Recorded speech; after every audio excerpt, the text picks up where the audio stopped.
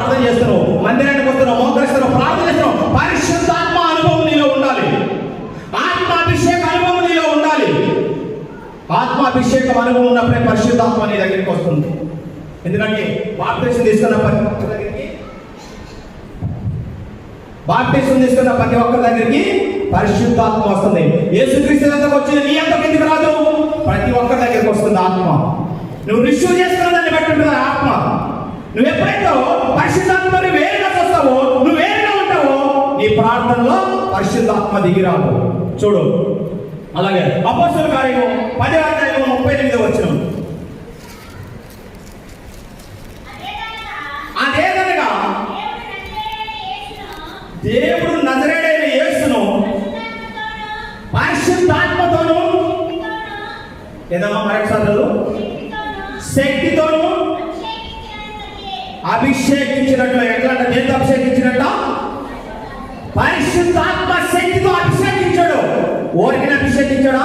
ఇక్కడ నువ్వు బాప్తిసం తీసుకున్నప్పుడు పరిశుద్ధాత్మ నీ మీదకి వస్తుంది. పరిశుద్ధాత్మ శక్తితో అభిషేకం నీ మీదకి వస్తుంది. ఎవరిని అభిషేకించాడు? ఇక్కడ ఎవరి కోసం అభిషేకం వచ్చింది? అభిషేకం లేకుండా ఎవరు ఏది చేయలేరు. అభిషేకం నీలో ఉంటే నువ్వు ఏది పెట్టి చూపిస్తే దుష్టాత్మలు వెళ్ళిపోతుంది. అందుకే ఇక్కడ ఏం చెప్పాను? మరొకసారి 10 అపోస్తలుల కార్యం 10:38 చదువు. అది ఏదనగా దేవుడు నజరేయుడైన యేసును పరిశుద్ధాత్మతోను శక్తితోను అభిషేకించెను. దేవుడు ఆయనకు తోడైండును గాక. హల్లెలూయా. పరిశుద్ధాత్మతో అభిషేకం తెచ్చినప్పుడు ఎవరంట? దేవుడే తోడై ఉంటాడంట. నీకు దేవుడే తోడై ఉంటాడని చెప్తున్నాడు. ఎప్పుడు కూడా దేవుడు కనుక తోడుగా ఉంటే నువ్వు సముద్రంలోకి వెళ్ళినా సరే, ఆయన ఏమంటారా? ఆయన పాటలు కదా, జలములలో పడినే వెళ్ళినా నన్నేమి చేయవు నా యేసయ్యా. దేవుడు నీకు తోడుగా ఉంటే నువ్వు జలములలో పడి నడుస్తున్నా కూడా దేవుడు నిన్ను కాపాడుతాడు. ఆయన నీకు తోడు లేకపోతే నువ్వు రోడ్డు మీద నడిచినా కూడా నీకు సంభవిస్తుంది అపాయం. ఎప్పుడు కూడా ఆయన నీకు తోడుగా ఉండాలి. నీకు తోడింపు వస్తుందంటే పరిశుద్ధాత్మ శక్తి నీలో ఉండి అభిషేకం నీలో ఉన్నప్పుడు యెహోవా దేవుడు నీకు తోడుగా వస్తాడు. అది నీలో లేనప్పుడు నువ్వెక్కడికి వెళ్ళినా ఆయన నీకు తోడుగా రానేనాడు. దుష్టుడు నీకు తోడుగా వస్తున్నాడు. ఎప్పుడెప్పుడు లాగేస్తున్నావా నా వైపు, ఈమె శక్తి కుమార్తె శక్తికత్తుంది, కుమారుడు శక్తికత్తను మోకరిస్తున్నాడు, ప్రార్థిస్తున్నాడు, నా వైపు లాగేస్తున్నామని ఎప్పుడు వాడు కాసుకొని ఉంటాడు నీ పక్కన. అందుకే పరిశుద్ధాత్మ శక్తి అభిషేకం నీ పైన ఉన్నదనుకో, నిన్ను చూస్తే వాడికి భయం వేస్తుంది. నిన్ను చూస్తేనే వాడికి భయం వేస్తుంది. నీ వద్దకు రావడానికి శక్తి సరిపోదు. ఆ పరిశుద్ధాత్మ శక్తి నీలో ఉండాలి. ఆ పవర్ నీలో ఉండాలి. ఆ పవర్ నీలో ఉన్నప్పుడు ఏ దుష్ట కార్యములు, ఏ దుష్ట శక్తి నీ వద్దకు రావడానికి భయపడుతుంటుంది. ఎప్పుడు కూడా మనము దేవుని మొరపెట్టాలి, ప్రార్థన చేయాలి. ఆ ప్రార్థన చేసినప్పుడే ఆ పరిశుద్ధాత్మ శక్తి అభిషేకం అనేది నీ మీదకి వస్తుంది. హల్లెలూయా.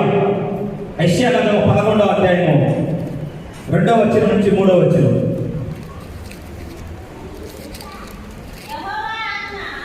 యెహోవా ఆత్మ ఏమంట? యెహోవా ఆత్మ దేనికంట? మనుషుల మన జ్ఞానం ఎంత ఉంటుంది? యెహోవా ఆత్మ జ్ఞానంగా వస్తుంది నీకు. చదువమ్మా. ఎవరి మీద నిలిచిందమ్మా? నా మీద నిలిచిందా? నా ఒక్కడి పేరే చెప్పిందా? నేను సాగుకున్న నా పేరే చెప్పిందా ఆత్మకి? మీ అందరి పేర్లు కూడా ఉన్నాయా? అంటే ప్రతి ఒక్కరికి ఉన్నది అక్కడ. శావకుడుగానే లేదు, ప్రతి ఒక్కరికి ఉన్నది అక్కడ ఆత్మ నిలబడటానికి. అది నువ్వు రిసీవ్ చేసుకున్న దాన్ని బట్టి ఉంటుంది. కానీ ఎక్కడ లేదు. ఎందుకంటే పరిశుద్ధాత్మ ఒకరికి సొంతము కాదు, ప్రతి ఒక్కరికి సొంతం. అది ప్రతి ఒక్కరికి సొంతము. పరిశుద్ధాత్మ అనేది ఒకరికి సొంతం కాదు.